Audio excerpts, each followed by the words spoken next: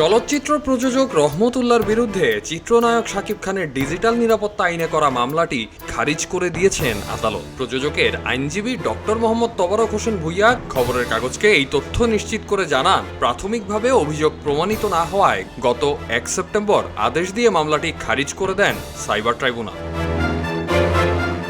মামলা সূত্রে জানা গেছে, গত বছরের 27 মার্চ ঢাকার সাইবার ট্রাইব্যুনালের বিচারক জুলফিকার হায়াতের আদালতে উপস্থিত হয়ে এ মামলা করেন শাকিব খান। আদালতে দেওয়া জবানবন্দিতে শাকিব বলেন, এখন তো ক্লিয়ার হয়েছে যে সমস্ত কিছু মিথ্যে। আমি আমার পরিবারের কাছে মাথাটা উঁচু করে দাঁড়াতে পেরেছি। উনি যে আরেকটা নারী সংক্রান্ত ব্যাপার বলেছেন, নারী কি উনি? দিন শেষে এইটুকু ক্লিয়ার করতে পেরেছি, আমি আমার ফ্যানদের কাছে, দেশে বিদেশের সকল মানুষের কাছে, আমি আমার পরিবারের কাছে মাথাটা উঁচু করে দাঁড়াতে পেরেছি। রহমতুল্লাহ টেলিভিশনে আমার নামে মিথ্যা বক্তব্য দিয়েছেন। তিনি হঠাৎ করে আসেন, হঠাৎ করে বক্তব্য দিয়ে পালিয়ে যান। শাকিব আদালতে অভিযোগ করেন, রহমতুল্লাহ বলেছেন অস্ট্রেলিয়া থেকে আমি 2 বার পালিয়ে এসেছি, অথচ অস্ট্রেলিয়ায় আমার বিরুদ্ধে এ ধরনের কোনো অভিযোগ নেই, আমার নামে কোনো মামলাও হয়নি।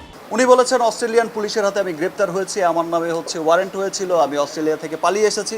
অস্ট্রেলিয়ার পুলিশের রিপোর্টও আপনারা পেয়েছেন যে এই ধরনের কোনো ঘটনাই ঘটেনি।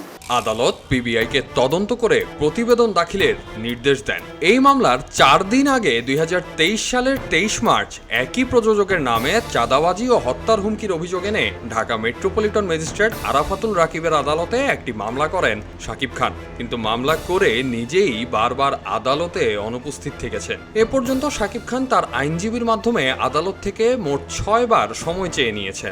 বিবাদী রহমতুল্লাহ সবকটি তারিখে সুদূর অস্ট্রেলিয়া থেকে হাজিরা দিতে এলেও দেশে থাকার পরও শাকিব খান আদালতে যাননি।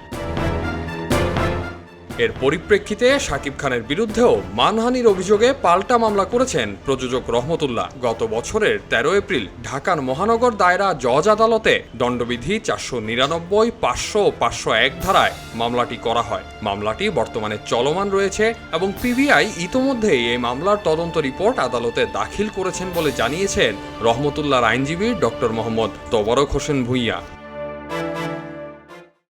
এলো মুক্ত চিন্তার স্বাধীন দৈনিক খবরের কাগজ। এখন খবর হবে নিখাত, নির্ভীক, নিরপেক্ষ।